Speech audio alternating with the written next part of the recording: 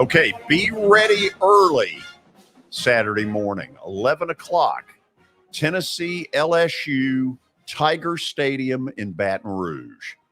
We say hello to Knoxville sports talk show host, and our friend Tony Basilio joins us from Knoxville. Tony, I want to have a little fun. Let's do that. Okay. I want you to kind of describe what you're about to see on this TV screen. All right.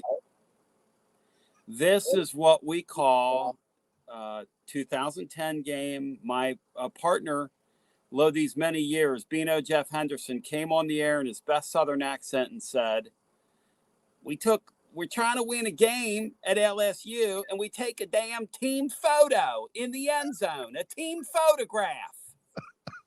We took a damn team picture at winning time. That's not how you close out a game, guys. When you got like 25 guys on, and there's Derek Dooley playing head coach over there, like a lot of people have played head coach. And there's old Les Miles going, boy, Lady Luck smiled on me one more time. They got 19 guys in the end zone.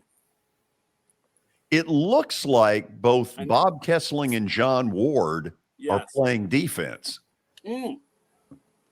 Everybody's out there. If you look closely enough, you can see Beatty Feathers out there. I mean, they brought them all back for that game. General Caffigo? Yes, they brought them all back. Watson, how does that happen? I don't know. Somebody can't count.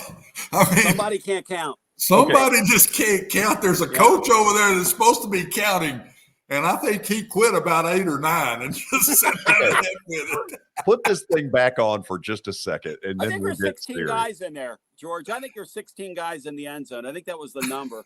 And I'm telling you, my guy just was like ripping his guts out on the air with me. I think it was a post game, or it was like it was the next day. Yeah, it was that Monday. He did that team photo line. He said we got in there and took a damn team photo like Lee Corso when Indiana played Ohio State. Oh, that's hilarious. Okay, that's not going to happen. At it, man. Gotta laugh. That's not going to happen this time. How do you think the open date? How do you think Tennessee has used it to their benefit? And then I'll kind of turn it to you and Watson. Yeah, they're just trying to get healthier, you know? I mean, this league is one where the rigors of playing in it just beat you up, you know, for lack of a better way of putting it. And Tennessee's been through that. So, and we don't know right now whether Cedric Tillman, the great wide receiver, is back for this game. Tennessee has a plethora of receivers. Hendon Hooker's shoulder, you know, you hope it's healthy, but you got a big defensive line from LSU, and they get people on the ground.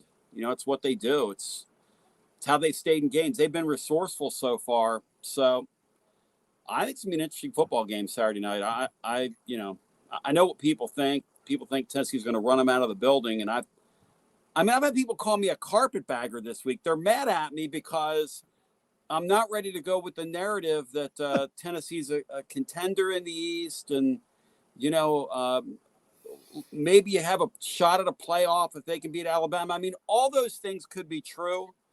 But in this league right now, and you're where Tennessee is, to me, it's a 1 week at a time proposition. That's what we're looking at here. It's a 1 game at a time deal. How good a guest was Watson Brown on your show? He's doing it tomorrow. Oh. So Watson Brown will be an excellent, not good. He'll be an excellent guest tomorrow. What would he have to do to get to great? Oh, it won't matter. My man crush on him and the amount of bro love I have for him, he speaks into that element on his phone tomorrow, and that will be greatness personified. Wow. Confucius, take it away. There is love. Oh, man. Tony and I had a nice conversation on the phone the other day, George. We talked about a lot of things, and a lot of things about life. Of course, we're both getting old. I'm a good bit older, but it was a very nice conversation. A lot of things we can't say on the air. But did you talk about my sport coat? Did we what, George? Did you talk about my sport coat that you? No, I didn't bring up your sport coat. You're looking great. Hey, George, you're looking. I thought I was looking great in my Phillies hat. you're looking unbelievable today. I mean, I don't know what you're going for, but wow. Yeah. Wow. And congrats to the Phillies for getting in. Yeah, so people wonder why I'm so jaded. They're like my favorite team in sports, right? And since 1883, since I've been playing baseball, this is their 14th postseason appearance. Wow. Don't spend it all in one place. 14 postseasons in like 150 years. He's got a point, Watson. Wonderful, isn't it? So give him a preview of what tomorrow will sound like, Watson. Wherever Tony takes me, George, we will go. That's all I can say. Tony said, well, that says, I said, Tony, it don't matter. Just go. Whatever it is, we'll just go with it. What he was basically saying was, Tony, look, I've heard some asinine stuff from George. Nothing you throw out there will bother me.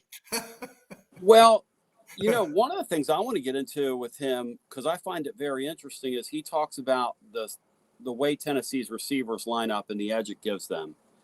And I don't know why more teams don't do it, Watson. Like, for instance, the guy up at Missouri in 1 week made an adjustment like that, unless I was seeing things, because they saw something on film from Kent State, what Georgia was susceptible to, and it borderline worked for him. Yeah, the reason a lot of people don't, it's a commitment. It's not something that you've got to have all the pieces that go with it, Tony. You can't you can line up a little bit, and if they do what you want them to, you take advantage of it. If they don't, you leave it and go back to something else. Tennessee does it as an offense, and they've got all the pieces, and they have the adjustments on what somebody does to them. And it's a little bit like the wishbone. You can't just run the wishbone, line up and run 3 plays in a game. It's a commitment offense, and that's where Tennessee's different, and that's why they can do it, and that's why they can keep doing it, because they know where they're going over what they see. And we'll talk about it tomorrow, but they don't see a whole lot of coverages because of what they do. And that was what I always believed in back in my day. I could line up in the wishbone and then go to no backs, empty as they call it in today's world. We called it special back in those days. But you didn't see but 1 or coverage, maybe 2, when you get in those sets, because they're not normal sets to people. And so they say, well, we'll check this when they line up in that. Well, once I learned what the check was, I saw 1 or 2 coverages the whole day, when if you're in a normal offense, you might see 10 coverages. Right. And so it's a simplification for what Tennessee does. You can't line up in a whole lot of stuff to that stuff that they do. But I'll say, and we'll get into it further tomorrow, Tony, if you want to. But to me, Tony, this is by far Tennessee's toughest game. It ain't even close in who they've played. This is their toughest game so far. It's an atmosphere they haven't been in. This is the best defense they've played. And honestly, they haven't really played an offense yet. They have not. They played Pitt, who was pretty good in the first half and lost their quarterback. And then it faded in the second half. Florida played their best offensive game of the year, and it's still not a great offense. Right. LSU is not a great offense. So I think they've got to go outscore this team. But I'm telling you, this is their toughest game so far in the season. And everybody better understand. I'm not saying they're not going to beat them and might beat them good, but this is their toughest opponent and atmosphere by far of who they've played so far, in my opinion. You're talking about 2 defensive ends that are NFL football players. Yeah. I mean, the Ojulari guy is unbelievable. Guy on the other side of him was incredible last week. LSU offensively, my question is, do they have enough at the quarterback position to stay with Tennessee, to give themselves a chance in the second half? So I'll tell you this, the game's close in the fourth quarter. Tennessee been in trouble. That LSU team knows how to win. I mean, you just see it. And defensively, they make plays. So it's incumbent upon Tennessee to take a team that's been slow starting all year. That LSU bunch is slow starting. That quarterback, Daniels, plays in spurts. When he gets it going, he's unreal. When he doesn't, he's a guy I'd like to face if I ever get in a snowball fight again, because he's going to hit you. You know, you can stand right in front of that guy. He's not going to hit you. He's either really on or really off. And that's how it goes with him. You know, that's how it goes with him. So I'm looking at this game, Coach, and I totally agree with you. I think it's Tennessee's toughest test by far. It's not even close. And LSU, you know, even when a coach takes his foot off the gas there, recruiting-wise, they still have great players all over the field. And that's them. It's SEC. It's upper level SEC football. I don't care what you say, athletic wise. And the way the quarterback for LSU is successful is when they finally get behind and they let him go. Just say, go make plays. And that's when he makes plays. He's not a structured guy. Right. They score ugly. That's why they can't score enough to beat Tennessee. So I'm going to say what I said against Florida. Just do what you do and get your points that you normally get, and they can't beat you. You go in there and you let them hang around, and you mess it up and turn it over 2 or 3 times, or you get in.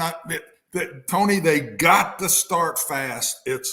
They got a major advantage with 11 o'clock. Right. Number one, it'll be hot, and that's perfect for Tennessee. Number two, the crowd. I've been there a bunch of times, and if you jump on them, it's one of the best crowds in football. It is. If you jump on them first. It's one of the top 5 in college football. But they're also a crowd that if you get them down, they're not very patient. They don't hang in there with you. They'll kind of disappear. And so Tennessee needs to jump on them quick. Did you see the comment that Coach Kelly made that I'd be all over? I'll bet you Coach is all over it. He said, we're in better condition than everybody we play. Man, that would be on my bulletin board. We're in better condition, and we beat people in 3rd and 4th quarters. We've been behind in all these games, but we're in better condition than everybody we've played. Blackboard, I'm telling you, I'd have it up there, and I would go as fast at the start of that game. I would go as fast as I could, and I'd try to wear them guys down. And that's the way I think they win the game, is they do wear them down. This is a game I would go. I would go as fast as I can and hope it works. You know, the nuances of what the Vols, best team they play. Well, the nuances, Watson, of what the Vols do, which is really interesting, right? So you watch other teams in college football, they make a catch. They're jumping up in the air celebrating. Tennessee's receiver is looking for the guy to spot the ball and hand the ball to him. Watch them. That's what they do. That's how they're taught. And everything's predicated on, it's not so much we're going to go so fast that we're going to discombobulate ourselves. We're just going to go so fast that we're going to get over the ball. You're not going to be able to substitute in the warm weather. And like the one thing that you've kind of taught me is, and then by the time we get through a quarter, if I can execute on offense, your DBs are over there with their tongues hanging out of their mouths. And last week, LSU had some busts in their secondary, which allowed Auburn to make some big plays. And it was one of their newcomers. And you know Tennessee's going to find that. And you know they're going to exploit that. The other thing is that Josh Heupel, since he got here, has believed in morning practices. And the morning practice is going to allow Tennessee to kind of stay in there. It's sort of what they do. It's the time of day when they work. Yeah. You know, they're a rise early team. It's a perfect setup for them. Look, if they want to clip a team like this on the road and get out to a 5-0 start, and then I'll tell you what people here are thinking about. They're thinking about that Alabama. I'm trying to caution people against it. But they're thinking about that Alabama game. And I'm going to tell you something, guys. I don't blame them. It's been so bad here for so long. They've been so non-competitive and such a non-factor for so long. Who blames them for dreaming a little bit? You know, George, like, who blames Phillies fans, you know, for saying, hey, we're in the postseason, we can get hot? Sure. It's true. You can get hot. I mean, Tennessee's 4-0. You win this game, make yourself 5-0. All of a sudden, you can become a part of the conversation. And tell that to your team. Why not? Well, bad game last week for Tennessee watching LSU play Auburn, because LSU looked everybody thought they'd go in and bomb Auburn. And they didn't. Auburn has still got solid players, and those kids played their guts out Saturday. I agree. The Auburn kids were ready, and LSU found a way to win it, and honestly, lucky to win it. Don't let that fool you. This LSU team is good. The only way LSU beats you is turning the ball over and doing crazy things, because if Tennessee plays their game and LSU plays their game, they can't keep up. They can't score 30. And my caution is, guys, against Florida State, they got a turnover, stopped the Florida State drive, went down and scored, turned the game around. No. Didn't win the game, but turned the game around. They hang around. Mississippi State, same thing. Against Auburn, down 17-0, scored with their defense. If they don't score with their defense at the end of the half, they don't win. That LSU bunch, there would have been 30,000 Tennessee fans in that place. I'm going to tell you something. Tennessee's bringing a lot, and I mean a lot of people to this game. I'm happy for this fan base because truly, and you know, it's cliche to say this, but they really do deserve to enjoy a season like I think they're going to enjoy. I think they have a nice team, the Vols. Well, the other thing to me is look at what LSU did to Mississippi State. Yeah. An all-out pass team. LSU can defend the pass. They made Mississippi State look average. And then look what Mississippi State turned around and did to A&M. Just be careful. I'm telling you, this defense is by far the best defense they play. Don't let their quarterback beat you. That's the key to me. He's the only one that can win the game for LSU. Don't let him get loose and beat you. But if Tennessee does what they're supposed to do, and I'm telling you, this is the game they got to go. Spread them out and go fast and wear that LSU defense out. And, man, I'd be talking it all week. Oh, they're in better shape than we are, huh? Okay. Let's see if they're in better shape than we are on this old hot 11 o'clock afternoon down in the bayou where it is humid as it can be, man. Yeah. Go for it. If I'm Coach Apple, that's exactly the way I'm approaching this. Oh, okay. You're in better shape than we are, huh? Yeah. Think back about Ole Miss last year in Georgia when everybody's laying all over the field. They're wore out. That's what Tennessee needs to do Saturday. Try to wear these guys down. Brian Kelly's his own biggest fan, guys. We all know that. and nobody's in better condition than his team. Nobody's better coach than his team. Nobody's stronger than his team. When you talk about a guy that's amused with himself, what'll be interesting there is if they lose that game and he gets off to a little bit of a rocky start there, he doesn't know yet what he signed up for with that fan base, guys. No. He has no idea what he signed up for. With his personality, now I think he's a solid coach. And I think you guys do too. I mean, his resume says that he is, but that place is nuts. Those people take crazy to another level. They'll throw bottles at you. Oh, you damn straight. Have you been to a game there? I have not. Oh, listen, Watson, help him. That's bucket list. Unless you're the sideline announcer, and then there's some things as when I in my 20s that I had to duck. Oh my God, it was They're brutal. wild, aren't they? Oh, they're crazy, but I love them. If you take all of the SEC places at their top, absolutely at their best, none are better than Tiger Stadium. Neyland Stadium's right up there, but Tiger Stadium is the best. I hear that gig at night's unreal, guys. Yeah, I hear it's just. They're all fans in the SEC. At most all these stadiums are like it, but there's something different about LSU and their fans. When we went in there and knocked them off at UAB, Tony, we're leaving. They're rocking the bus. They're rocking our bus as we're leaving. I mean, it's shaking back and forth across. We Tony, go to Penn State, we knock them off. They're clapping for us as we leave. Their fans are saying, good job, guys. Yeah, we appreciate it. Not Rouge, LSU. You don't get out alive in Baton Rouge if you knock those guys off. So it's going to be a great day. I really look forward to this game. It's going to be a fun game. I've got a better one than Watson. Right. When I was Vandy's announcer, we decided we were going to make them wear their purple jerseys at home. Think about it. They're one of the few teams that wears white, and we made them wear purple. So Watson says they rocked his bus after the game, They rocked ours when we got there about 2.5 hours beforehand. Coming in through the Grove up through that way. Wow. They turned that into an inter-squad scrimmage. It was 35-0 at the half. And I think we sort of got the point that, hey, let them wear whatever the hell they want to wear. Speaking of which, guys, Tennessee's wearing their what I call Butch Jones grays this week. Oh, no. And they're dreadful. And I don't know why they're doing it. Because it's just kind of like, and people got on me there, like, why are you making a big deal of this? And I'm going, because they're wearing their home whites. You have a chance to wear your beautiful orange jersey and create a really festive, beautiful college football game. But you're going to wear gray. And not only gray, but Butch Jones gray. Hey, Tony, no pressure on this, okay? What I'm about to say. Yes. But if you do accept my invitation to be, a celebrity bowler, I'm going to have you in the lane next to your daddy over here. Oh, absolutely. You've got to put us together. Buddy, I'd drive all night to get there to be next to Watson Brown.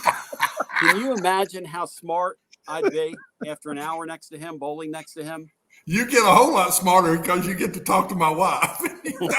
That's how your brain would get better. You stay away from me and you spend some time with Brenda, you'd be a lot better off. Well, I'm looking forward to it. Tony, was that a yes? Might be. Might be. Okay.